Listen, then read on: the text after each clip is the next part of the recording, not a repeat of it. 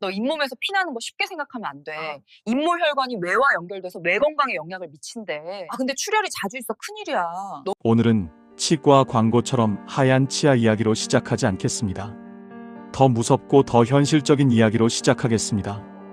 잇몸에서 피가 나고 붓는 일이 잦아졌는데도 그냥 넘기고 계신 분들 많으시죠?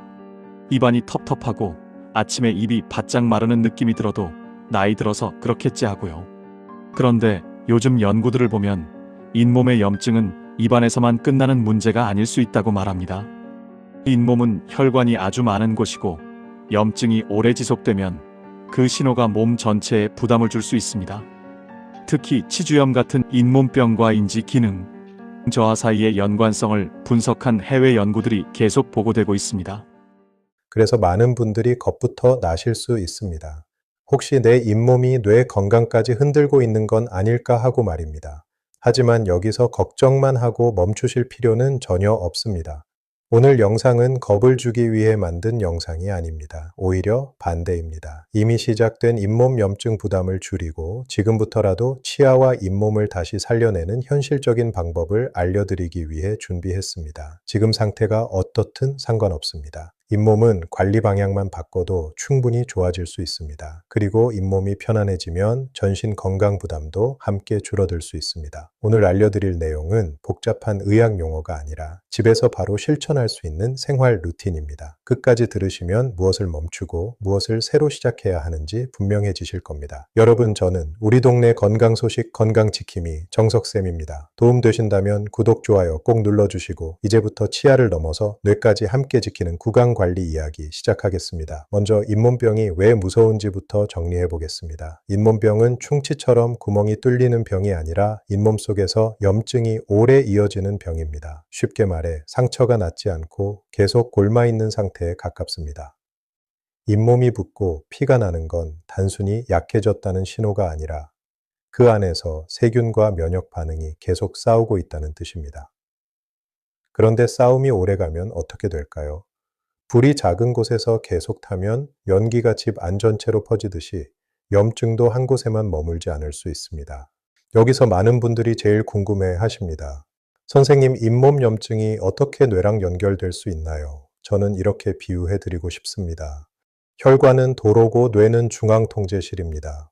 잇몸에서 연기가 오래 나면 도로를 타고 집 안다른 방까지 냄새가 스며드는 것처럼 몸 전체가 그 영향을 받을 수 있다는 가설이죠. 그래서 치주염과 뇌혈관 사건 사이를 본 연구들도 계속 쌓이고 있습니다. 예를 들어 치주염이 뇌졸중 위험과 연관된다는 관찰 연구들을 모아 분석한 최근 메타 분석에서는 전체적으로 치주염이 있는 집단에서 뇌졸중 위험이 더 높게 관찰된다고 정리했습니다. 저는 이 대목에서 겁을 주려고만 하는 게 아닙니다. 이렇게 생각하시면 됩니다. 잇몸은 그냥 치아를 받치는 살이 아니라 전신 건강의 경고등이 될 수 있다. 뇌 건강을 위해 혈압과 혈당을 관리하듯 잇몸도 관리해야 할 이유가 생겼다. 바로 이 관점이 오늘 영상의 핵심입니다. 요즘 해외 의학계에서 잇몸 염증을 보는 시각은 과거와 많이 달라졌습니다. 예전에는 치아를 잃게 만드는 병 정도로 여겼지만 지금은 만성 염증 질환의 하나로 보고 전신 건강과 연결해서 이해하려는 연구가 늘고 있습니다.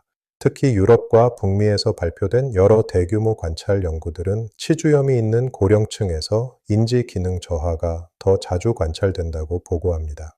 연구자들은 잇몸의 만성 염증이 몸속 염증 수치를 높이고 이런 상태가 오래 지속되면 뇌의 혈관과 신경세포 환경에도 부담을 줄 수 있다는 가능성을 제시합니다. 또 다른 연구 흐름에서는 치주염 환자의 혈액 속 염증 관련 물질이 높게 나타나는 경향이 있으며 치주 치료를 받은 뒤 이런 수치가 낮아졌다는 보고도 있습니다. 이 말은 잇몸 염증이 단순히 입안 문제에 머물지 않을 수 있다는 점을 보여줍니다. 뇌는 아주 예민한 기관이기 때문에 전신 염증 환경이 나빠지면 장기적으로 영향을 받을 가능성이 있다는 설명이 이어집니다. 그래서 최근에는 잇몸 건강을 뇌 건강을 지키기 위한 기본 관리 항목에 포함시키자는 의견도 힘을 얻고 있습니다. 이제 사례로 연결해 볼게요. 우리 영상은 치과 의사가 말하는 치료 강의가 아니라 여러분의 생활을 바꾸는 건강 이야기입니다. 그래서 저는 시니어 사례를 3가지로 보여드리겠습니다. 먼저 국내에서 흔한 흐름을 가진 재구성 사례입니다. 75살 김모 어르신은 평생 하루 3번 양치를 철저히 하셨습니다. 그런데 어느 날부터 찬물만 마셔도 이가 시리고 잇몸에서 피가 나기 시작했습니다. 어르신은 더 열심히 닦아야 한다고 생각해 힘을 주어 문질렀습니다. 그 결과는 반대였습니다. 잇몸 경계가 더 내려앉고 치아 목이 더 패이고 피는 더 자주 났습니다. 이때 어르신이 가장 크게 후회하신 건 한 가지였습니다. 피가 나는 잇몸을 단순한 노화로 넘기고 정작 중요한 잇몸 관리의 방향을 바꾸지 못했다는 점이었죠. 두 번째는 해외에서 자주 강조되는 장면을 바탕으로 한 재구성 사례입니다. 영국에 사는 은퇴자 박모 어르신은 손목이 약해 전동 칫솔을 쓰기 시작했는데 세게 누를수록 더 깨끗해진다고 믿었습니다. 몇 달 뒤 잇몸이 더 시리고 치아 목이 더 패였고 밤에 이를 악무는 습관까지 겹쳐 아침마다 턱이 뻐근해졌습니다. 이분은 치과에서 치아를 닦는 것과 잇몸을 살리는 것, 이 같지 않다는 말을 듣고 충격을 받았습니다. 그래서 세게 문지르는 습관을 끊고 잇몸 라인을 부드럽게 관리하며 야간 악물기 장치를 병행하는 루틴으로 바꿨습니다. 세 번째는 미국에서 고령층 관리에서 자주 나오는 흐름입니다. 80대 초반 이 모 어르신은 이 사이가 잘 끼고 잇몸이 자주 붓는데도 치과 치료가 무섭고 번거로워 참고 지냈습니다.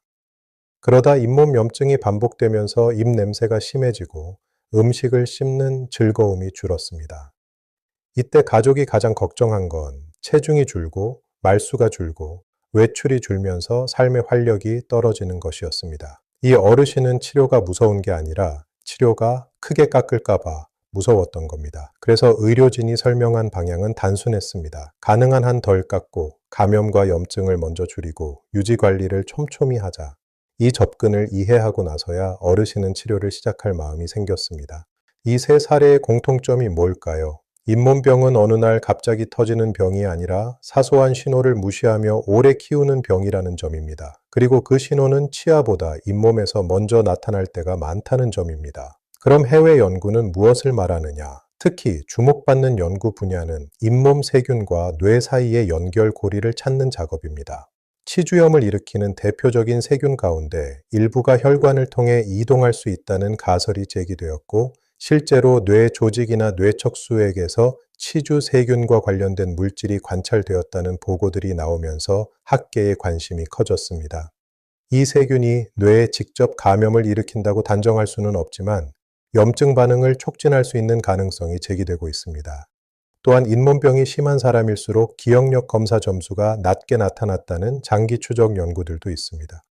이런 연구들은 한두 편으로 결론을 내리는 것이 아니라 여러 나라에서 반복되는지 보는 방식으로 진행되는데 비슷한 방향의 결과가 꾸준히 나오고 있다는 점이 중요합니다.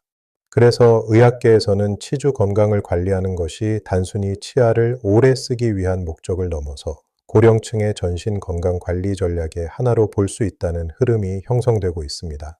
다시 말씀드리지만 잇몸병이 곧바로 치매를 만든다고 말할 수는 없습니다. 그러나 잇몸 염증이 오래 지속되는 상태가 몸과 뇌에 좋지 않은 환경을 만들 수 있다는 점은 충분히 경고할 가치가 있습니다. 그래서 지금 세계 여러 나라의 의료진이 공통적으로 말하는 메시지는 이것입니다. 나이가 들수록 치아보다 잇몸을 먼저 지키라는 것. 잇몸 염증을 줄이는 것이 곧 전신 염증 부담을 줄이는 길이 될 수 있다는 것입니다.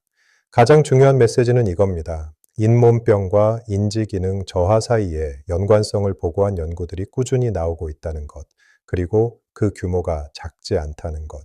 치주염과 치매 또는 인지 저하의 관계를 다룬 체계적 문헌 고찰과 메타 분석들이 여러 편 발표되어 왔고, 고령 인구에서 치주 건강과 인지 저하의 연관성을 분석한 연구들도 계속 업데이트되고 있습니다. 여기서 시니어 시청자분들이 이해하기 쉬운 번역이 필요합니다. 연구라는 건 한 편만 보고 결론 내리는 게 아니라 여러 연구를 묶어서 같은 방향이 반복되는지 보는 겁니다. 그 묶음 연구들이 점점 늘고 있다는 뜻입니다.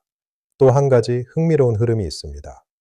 잇몸병을 일으키는 대표적인 세균이 뇌에서 발견되었다는 보고들이 나오면서 감염과 염증이 뇌질환과 어떻게 연결될 수 있는지에 대한 가설이 더 구체화되고 있다는 점입니다.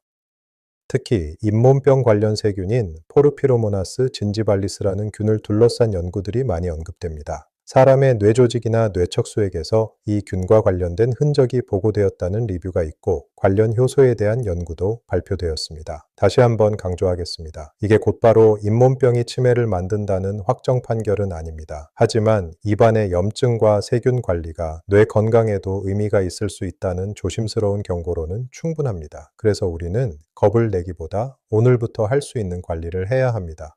이제 여기서부터가 최신 치과 의술의 정보입니다. 해외 선진 치과 의료진들이 강조하는 건 무엇이냐? 핵심은 표준화된 단계입니다. 즉, 잇몸 치료와 관리를 감으로 하지 않고 단계로 한다는 겁니다. 유럽 치주학계는 치주염 치료를 단계적으로 정리한 근거 기반 가이드를 발표했고, 치료만이 아니라 유지 관리까지 포함한 흐름을 제시합니다. 여기서 여러분이 기억하셔야 할 건 치료라는 말이 곧 수술이라는 뜻이 아니라는 점입니다. 단계의 시작은 대개 아주 기본적인 것부터입니다. 염증의 정도를 확인하고 잇몸 속에 남아있는 세균막과 치석을 제거하고 집에서의 관리법을 다시 설계하고 일정 간격으로 유지 관리를 하면서 재발을 막는 것. 이 흐름은 선진국이든 어디든 비슷합니다. 그리고 고령층에서 특히 중요한 건 덜 깎는 치료입니다. 씹는 즐거움을 지키려면 가능한 한 치아를 보존해야 하니까요. 그래서 해외에서는 고령층의 뿌리 충치나 약해진 치면을 관리하는 보존적 접근에 대한 논의도 활발합니다. 여기서 제가 여러분께 강조하고 싶은 건 딱 하나입니다. 치과 치료가 무서운 게 아니라 내가 내 치아를 제대로 보존하지 못한 채 시간을 흘려보내는 게 더 무서울 수 있다는 점입니다. 또 한 가지. 많은 분들이 잇몸 관리라고 하면 양치만 떠올리는데 해외에서는 바이오필름이라는 개념을 강조합니다. 눈에 보이는 치석보다 눈에 잘 안 보이는 세균막이 문제라는 관점이죠. 이 관점이 들어오면 관리가 달라집니다. 세게 문지르는 것이 아니라 부드럽게 그러나 정확하게 잇몸 라인을 중심으로 세균막을 끊어주는 방향으로 바뀝니다. 그렇다면 정석쌤이 정리해드리는 실천 루틴은 어떻게 될까요? 저는 오늘부터 딱 한 가지를 먼저 바꾸자고 말씀드리고 싶습니다. 잇몸이 약한데도 이를 더 세게 닦는 습관, 그 습관부터 내려놓는 겁니다. 치아는 도자기처럼 단단해 보이지만 나이가 들수록 얇아지고 예민해집니다. 잇몸도 마찬가지입니다. 그래서 더 세게가 아니라 더 부드럽게로 방향을 바꿔야 합니다. 아침에는 먼저 물 한 컵으로 입안을 적셔주세요. 밤새 마른 입안은 세균이 번식하기 쉬운 환경입니다. 물로 입안을 깨우고 잇몸 라인을 부드럽게 관리합니다. 이때 중요한 건 속도가 아니라 방향입니다. 잇몸과 치아가 만나는 경계선을 살살 쓸어준다는 느낌입니다. 점심에는 외출 중이면 억지로 급하게 닦으려 하지 마세요. 급하게 세게 닦는 것보다 물로 입안을 헹구고 치아 사이에 낀 것을 줄이는 쪽이 낫습니다. 가능하면 치아 사이를 관리하는 도구를 한 번이라도 써보는 게 좋습니다. 저녁은 하루 중 가장 중요한 시간입니다. 밤은 길고 입이 마르면 세균이 활발해집니다.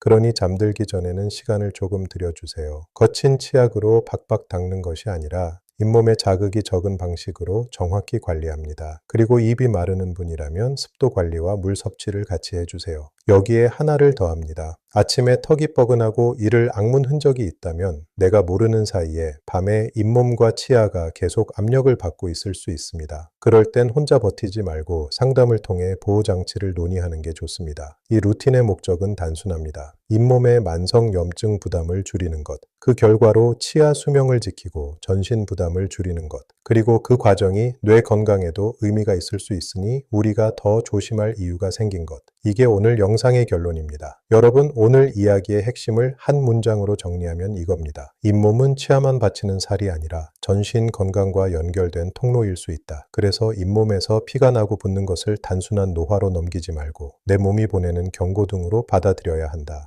해외 연구들은 치주염과 인지기능 저하 사이의 연관성을 계속 보고하고 있고 뇌 건강을 위해 잇몸 건강을 함께 관리하자는 흐름이 커지고 있습니다. 우리가 할 일은 과장된 공포에 휘둘리는 게 아닙니다. 오늘부터 할 수 있는 작은 실천을 시작하는 겁니다. 세게 문지르는 양치에서 부드럽고 정확한 잇몸 라인 관리로 바꾸기. 입마름을 방치하지 않고 물과 습도로 관리하기, 밤에 악무는 습관이 의심되면 보호 방법을 고민하기. 이 세 가지만 지켜도 잇몸이 달라지고 씹는 즐거움이 달라지고 삶의 활력이 달라질 수 있습니다. 오늘 영상이 도움이 되셨다면 구독, 좋아요 꼭 눌러주시고 주변에 잇몸 때문에 고생하는 어르신이 계시다면 이 영상 한 번만 공유해 주세요. 우리 동네 건강 소식 건강지킴이 정석쌤이었습니다. 여러분의 내일이 더 편안해지도록 다음 영상에서도 쉬운 건강 이야기로 곁에 있겠습니다.